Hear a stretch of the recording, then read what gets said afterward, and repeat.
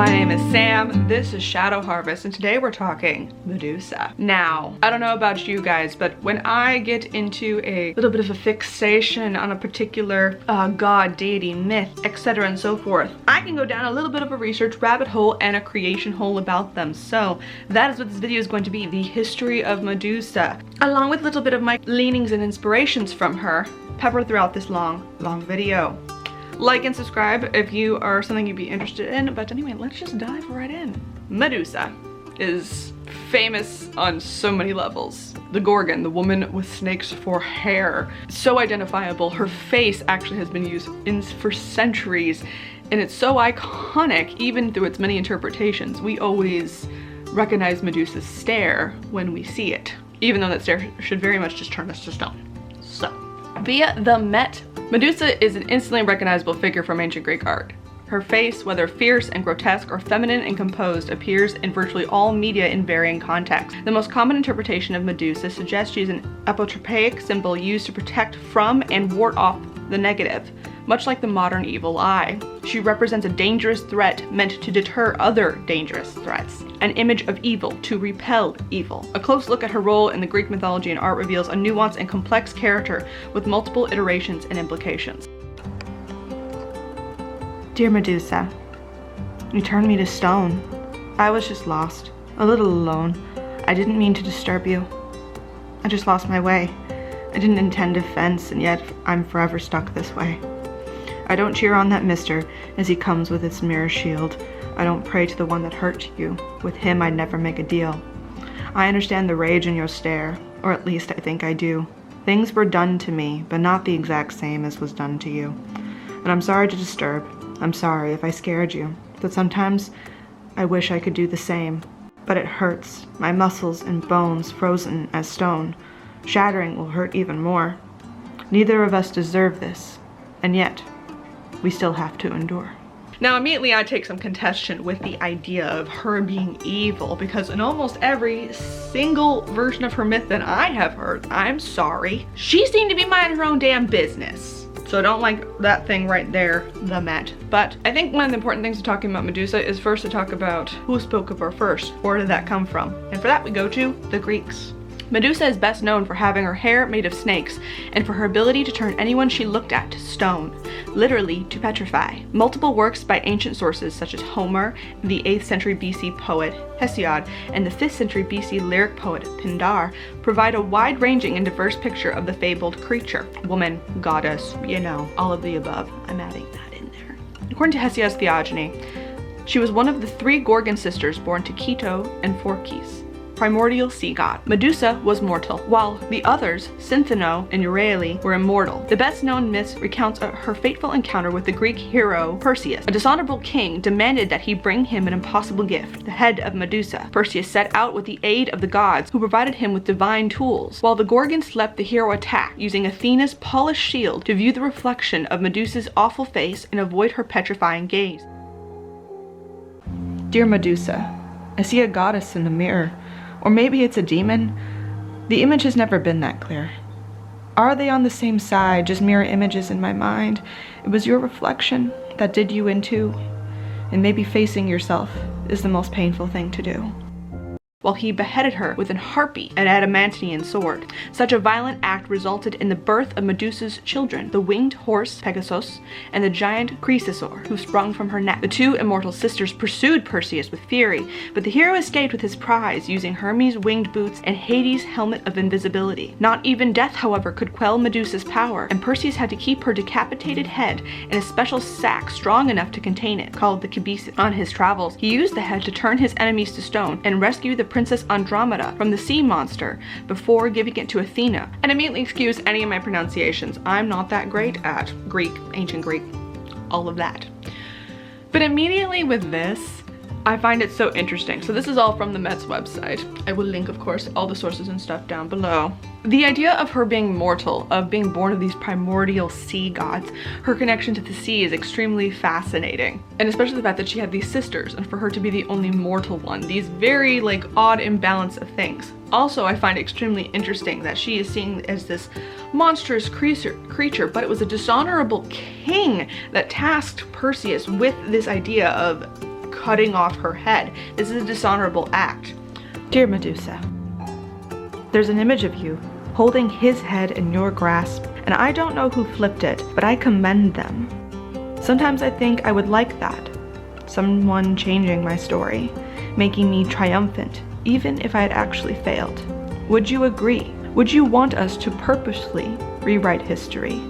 Victors supposedly hold the pen, but they've never had much imagination to them.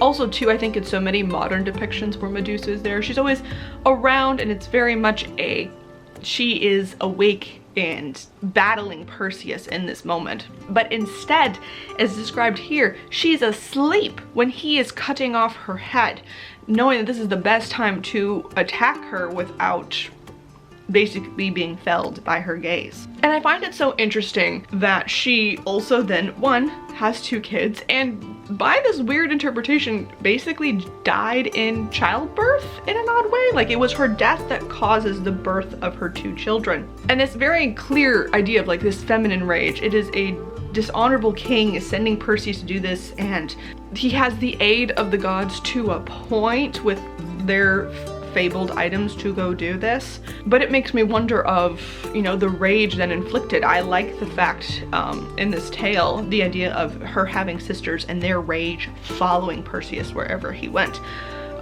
It's also very interesting to me that because she comes from the sea, it's actually a sea monster that her head can be used against. It seems very cyclical in that sense, this horrible, in my mind, tragedy still, even before we get to the Roman version of her myth. Like, oh, for real. So Pindar's 12th Pythian ode recounts how Cethno and Euryale's angry pursuit of her sister's killer resulted in another chapter of the Medusa myth. After hearing their anguish and furious cries, Athena was inspired to invent the flute to mimic them. While the goddess played the flute, however, she discarded it after seeing her reflection. Her face distended and became ugly as she played. While she purposefully and successfully mimicked the wails of the Gorgons, she also unwittingly imitated their wide and dreadful features. The snake-haired Medusa does not become widespread into the 1st century BC, and the Roman author Ovid describes the mortal Medusa as a beautiful maiden, seduced by Poseidon in a temple of Athena. Such sacrilege attracted the goddess's wrath, and she punished Medusa by turning her hair to snakes. Again, another contested, interesting here from the Met, because in other interpretations that I have heard, it's Poseidon came again and raped her, desecrating her and her devotion to Athena. Another interpretation then becomes because Athena, willful of the maiden who had been dedicated to her to be hurt in this manner, then gifted her instead of cursed her with a head full of snakes, and the gift to turn men to stone. A great protection, I would think, makes sense for the female rage. But going past that before we entirely jump into the Roman side of this myth, it is also, I think, very interesting, the idea of Athena mimicking the sisters' cries. And it's one of the things where it's like, oh, because she is mimicking these monstrous creatures, she herself becomes monstrous. But I think there's another underlying thing there. The idea of using a flute to mimic people's pain. You know, like, there is something about other people finding beauty and creation within their grief. I think that is a beautiful thing that can happen. But the idea of a goddess mimicking these other goddesses' pain and therefore having repercussions of that, her herself be turning monstrous in that way. I don't know if that's a sense of, one, maybe an idea of Athena feeling possibly more sympathy for them when she becomes more in their mindset of after playing out their cries, or the idea that to mimic someone's pain, maybe to bastardize it and to turn it into this creation to mock it in some sense or form, is truly the monstrous act here, that this will turn you into something that you never saw yourself being. And I kind of like the idea that even the gods are not beyond that type of reproach. To mock this grief, this tragedy, is going to do nothing but turn you into the very monster you were trying to avoid and conquer in this same thread. And then onto the Roman side of things, the idea of her being this gorgeous, beautiful woman, being immortal, human, not born of any deified parents in any way, shape, or form, and being dedicated to a goddess, and having, again, this idea of like the sea coming in and taking over, and her being punished in that manner, I think is just a huge, again, we see the patriarchy in big fucking bold ass letters here, right?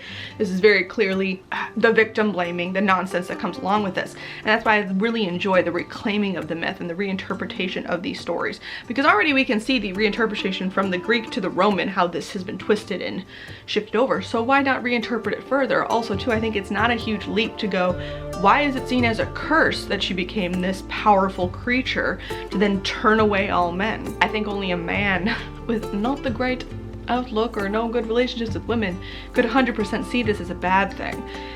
The idea that I am now a powerful creature to stand up and decimate men easily with just my gaze. Ooh, like that, right? And the idea that she becomes later a symbol of protection too, I think even adds the idea that no, this was actually a blessing that was given onto her, less of a curse instead. While these stories sound fantastical today, to the ancient Greeks, they were quasi-historical. Myths, as well as the stories recorded by Homer and Hesiod, were considered part of the lost heroic past when men and women interacted with heroes, gods, and the supernatural.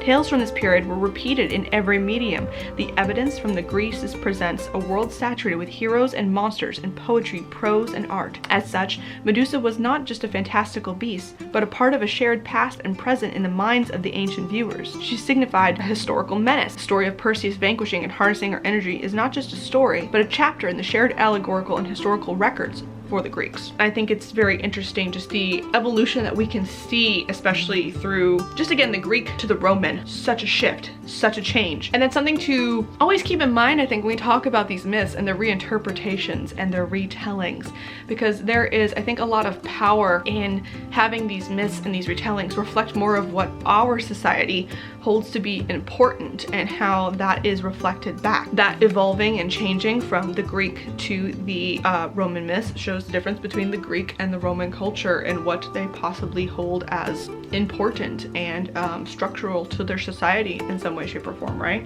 And especially when it comes to the idea of art. And I think there is some weird pressure in so many ways to stay true to source. And I have said this time and time again before on my channel, the idea of staying true to source, really hard when you see how shaky so many sources are. The Met itself is problematic in a lot of different ways that I'm reading from right here, along with many other different books and sources about Medusa throughout time and history. Not even just thinking about translation, the whole telephone debacle when you're talking about oral histories about how things will change and overlap so much over time. It is important to qualify those sources, but always still have a little bit of doubt on your sources.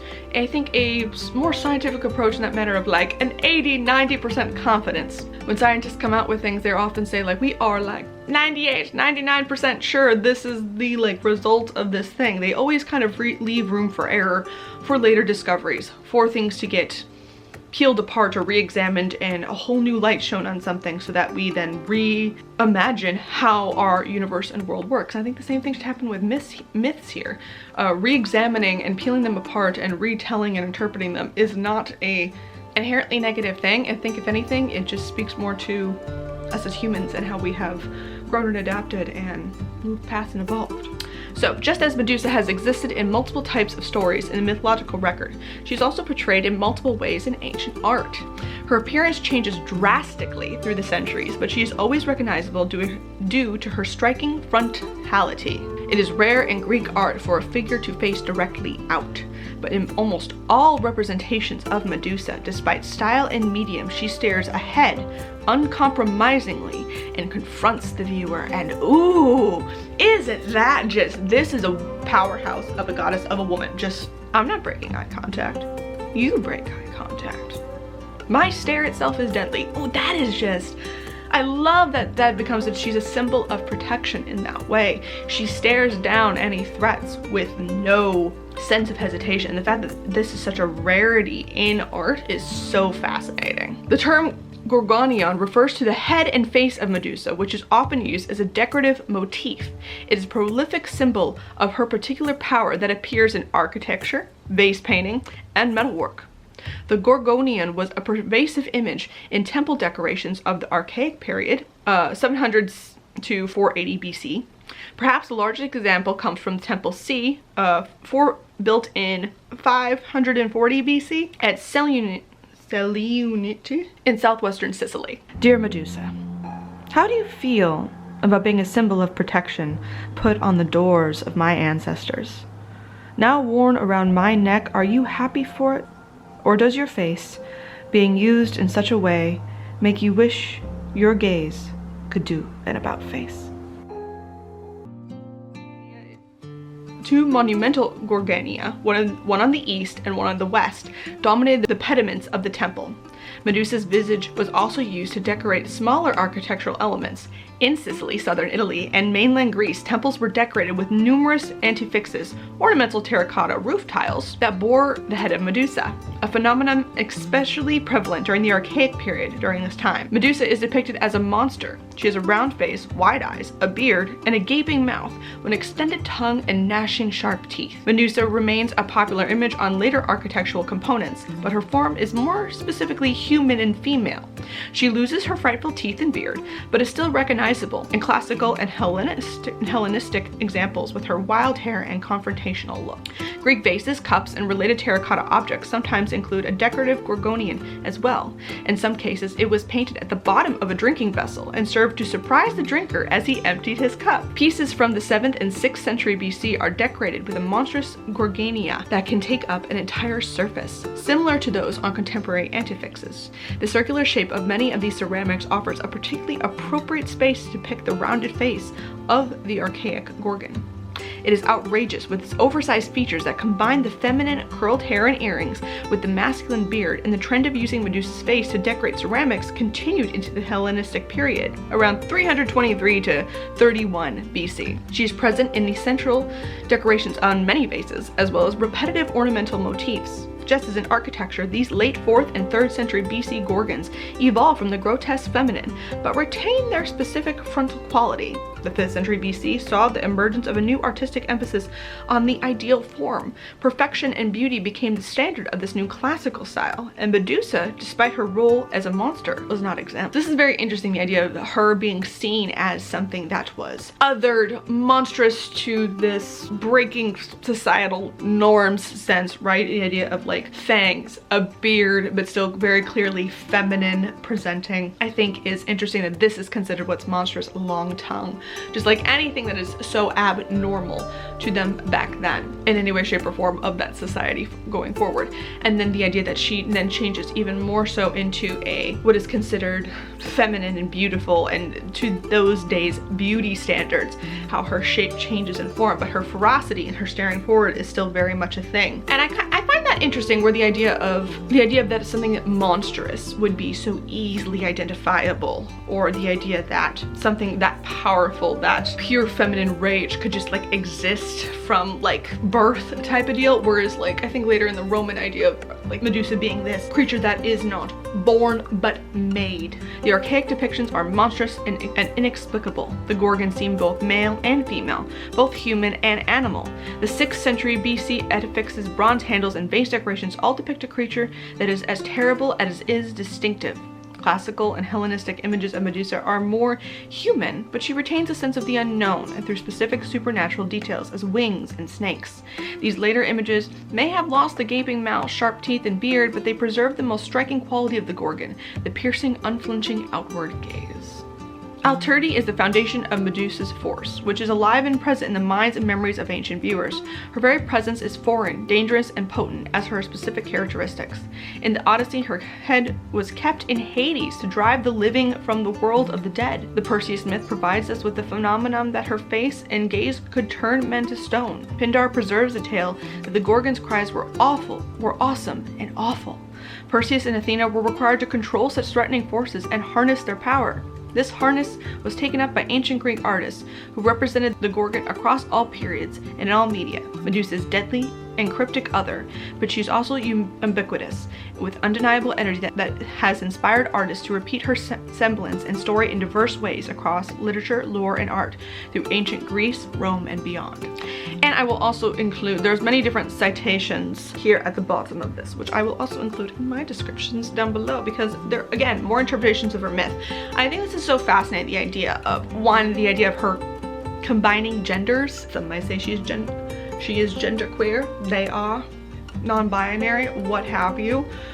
The idea that also this othering, this clearly depiction of feminine rage, and especially when it seems that sometimes the gods are against her, or it's just a stupid king and a stupid man named Perseus. And her constant depiction in art and this just power that radiates from Medusa as a figure. As you can tell from all my poems here, I found it very interesting when I am researching a deity and their myths, because I do consider Medusa a deity. There are these like weird petitions to her. I like to write poems or create art surrounding them. I think it is very important to have that level of just, I think, honor. I think as a pagan witch looking into these types of things, especially when there are such varieties in the myths, and looking at them with like a level of respect and also a level of doubt when communing with them. It was mentioned in the article several times of Sicily and the use of the Sicilian emblem of Medusa's head for protection in so many places. It also then became part of the Sicilian flag and the symbol of Sicily, which is the 3 legs of Sicily. I believe it's 3 pieces of wheat or barley, I'm not entirely sure, but then the center is Medusa's head. Very much still a main proponent of that culture. Is it very fascinating. I do believe even so that they think that possibly the idea of Medusa's cave, where she lived to the ancient Greeks or the Romans back in the day, was somewhere off the coast of Spain, if I am correct.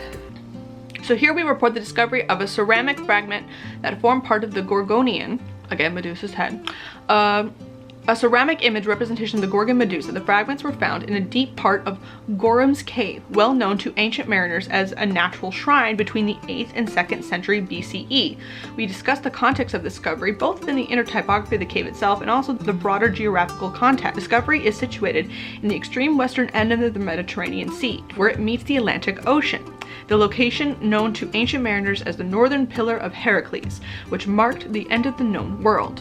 We related the discovery in its geographical and chronological context to Greek legends that situate the lair of the Gorgon sisters at the location which coincides with the physical attributes and geographical position of Gorham's Cave. We thus provide uniquely a geographical and archaeological context to the myth of Perseus and the slaying of the Gorgon Medusa. So here we report the discovery of fragments of ceramic images of the Gorgon Medusa from Gorham's Cave. These are the only known such remains representing Medusa known from inside of a cave. The location of the discovery, deep within the cave, situated at the base of one of the pillars of Heracles, which marked the end of the world, reports the view the ancient mariners regarded this to have been the home of the Gorgons. And I think that's one of the most other fascinating things to think of, is that to the ancient Greeks, as was stated before in the Met article, very much these were histories. The idea of great travelers thought that if you traveled out to these places, these weren't myths as in you had to like go through some mystical portal or meditation to get to these places. They were very much real in the world, and you could happen upon a Gorgon by mistake if you kept going to certain places. Yes, anyway, I am still very much researching Medusa. This is just a little bit of intro stuff, so let me know if this type of video was interesting and fascinating to you. If you stuck around this long, please like and subscribe. All the comments down below about Medusa and how you've connected with her myth, hearing maybe other aspects of it. Are there other great pieces of things to read? But I do kind of want to reread. I know for sure there is a woman for the first time translating all of them. I believe her name is Emily. Yes, Emily Wilson is currently translating the Iliad, Odyssey, etc. and so forth. I believe she's already done the Odyssey, and the Iliad will come out later this year. I might have had those flipped, I'm not entirely sure. But I'm extremely interested to see, especially a woman kind of translating things, because, you know, so often translations and stuff, you don't realize how much those things, we think it's like such a chronological strict rules thing, and I'm sure there are rules and things for how to translate stuff, but often than not, there's so many things in life that are just called by opinion by the authors and all that. So I'm really excited to read those.